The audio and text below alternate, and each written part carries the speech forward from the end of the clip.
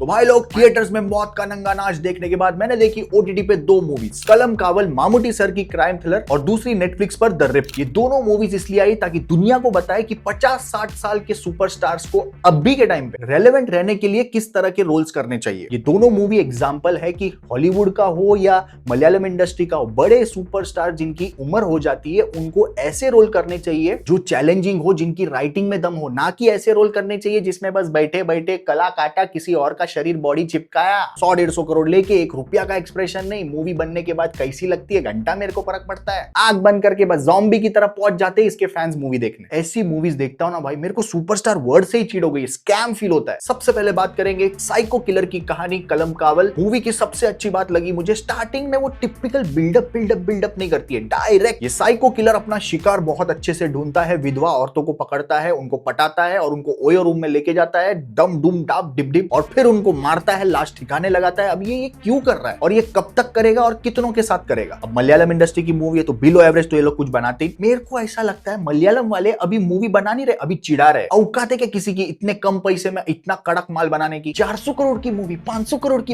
अरे भाई 30 करोड़ में बनी है ये मूवी, 90 करोड़ कमाए बॉक्स ऑफिस पे। होना भी चाहिए क्योंकि मलयालम के अंदर मामूटी सर एक ब्रांड है। पहले ही आपको मूवी का एक छोटा नेगेटिव बता देता हूं, मूवी से एकदम हाई एक्सपेक्टेशन, वो दृश्यम जैसा कोई ट्विस्ट या रत्सासन जैसा कुछ ट्विस्ट, ऐसा कुछ नहीं है। मूवी के 15 मिनट के बाद मैंने हाई होप्स लगा ली थी कि भाई ऐसा कुछ एंड में दिखने मिलेगा twist. Story typical psycho killer का टेम्पलेट यूज करके एक रेगुलर स्टोरी है, लेकिन उसमें 4 चांद लगाते हैं मामूटी। एक ही स्माइल करते हैं, सामने औरत समझ जाती है कि मैं इनके प्यार में पड़ गई और हम समझ जाते हैं कि ये तो काटेगा भाई इसको। मुझे लगता है जानबूझ के मामूटी सर ऐसे चैलेंजिंग रोल्स को एक्सेप्ट करते हैं क्योंकि उनको स्टारडम चेज नहीं करना है, उनको रेलेवेंट नहीं रहना है, उनको चाहिए मैं लेजेंड बनूं। 2024 में ब्रह्मयुगम, 25 में डोमिनिक एंड लेडीज पर्स, और अब ये। अच्छा, सबसे बड़ी बात, मूवी के अंदर बैक स्टोरी दिखाई नहीं है कि ये क्यों इतना साइको किलर है, इसके बचपन में क्या ट्रॉमा था। भाई मैंने सवाल ही नहीं किया क्योंकि मामूटी सर इतने कन्विक्शन के साथ वो स्माइल दे रहे हैं, सिगरेट फूक रहे, वो रिंग बना रहे हैं। इतनी हाई लेवल की कन्विक्शन के साथ कोई रोल करता है ना तो भाई अंदर से कोई सवाल ही नहीं निकलते। करो आपको जो करना है, ले जाओ मेरे को जिस जर्नी पे ले जाना चाहते हो। लेकिन इसके बावजूद एंड में मुझे फील हुआ कि कुछ तो धमाकेदार, एकदम ट्विस्ट और एकदम माइंड बेंडिंग कुछ चाहिए था। बस उस रीजन के लिए मैं इस मूवी को 6.5 आउट ऑफ 10 देना चाहूंगा। मूवी में कोई न्यूड या वल्गर सीन नहीं है, लेकिन हाँ, वो जब किलिंग का वो मारता है, जब बच्चों के साथ मत देखना भाई। अब आते हैं नेटफ्लिक्स की एक बड़ी सरप्राइज, मैट डेमन और बेन एफ्लेक। अच्छा, रिव्यू से पहले आपको छोटा सा इंटरेस्टिंग फैक्ट बताता हूं। इन दोनों ने मिलकर नेटफ्लिक्स को मजबूर किया कि हमारी मूवी अगर आपके प्लेटफॉर्म पे चली, प्रॉफिट हुआ, तो उस प्रॉफिट का शेयर जितने भी 120 लोग इस मूवी के ऊपर काम किए उन सब में बटेगा। नेटफ्लिक्स बोला, ए हमारे इधर ऐसा काम नहीं होता है, तुम वो सैलरी दे रहे हैं ना। मैट डेमन, बेन एफ्लेक दोनों बोले,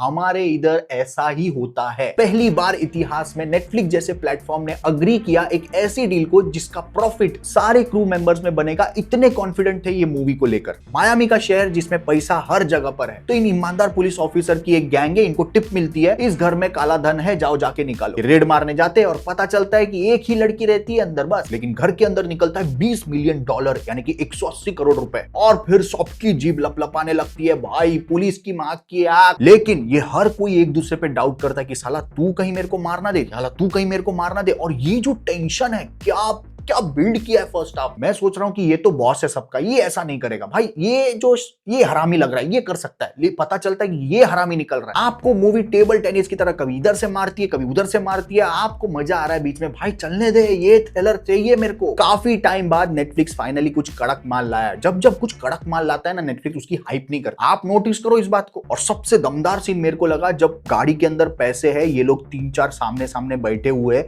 एक दूसरे के ऊपर शक कर रहे हैं और सबने बंदूक निकाली हुई है, भाई तू तो नहीं, और कोई भी गोली चला सकता है। और उसमें गाड़ी की विंडो में से लाइट आ रही है, जा रही है, क्योंकि गाड़ी चल रही है ना। और मुझे ऐसा लग रहा है कि अंधेरा जैसे ही होगा, एक दूसरे को मार देंगे। सिर्फ और सिर्फ टॉप क्लास की राइटिंग है मूवी के अंदर। कोई ऐसा पर्वत से कूद रहा है और फिर प्लेन के ऊपर जंप करा, ये सब स्कैम नहीं है मूवी में। ट्रू स्टोरी से इंस्पायर्ड है मूवी। अमेरिका के इतिहास का सबसे बड़ा रेड, जहां सबसे बड़ा सवाल क्या ये पुलिस ईमानदार निकलेंगे या फ्रॉड निकलेंगे, कौन मरेगा कौन जिंदा होगा। क्लाइमैक्स के अंदर भी एक्शन सीन है, लेकिन ऐसा आप फास्ट एंड फ्यूरियस जैसा गाड़ी उड़ेगी और इसको टक्कर मारेगी, वो पलटी होके गिर, वैसा कुछ नहीं है। सिंपल एक्शन एकदम। मेरे लिए मूवी 8 आउट ऑफ 10 थी। मूवी में कुछ भी न्यूडिटी, वल्गर, गाली विली कुछ भी नहीं। गाली शायद थी एक जगह पे। राहु केतु और हैप्पी पटेल का रिव्यू आपके स्क्रीन पे। हमारी सोच कहीं मैच हुई तो लाइक डिसलाइक कुछ तो जरूर करके जाना। Thank you so much, love you, take care, bye bye.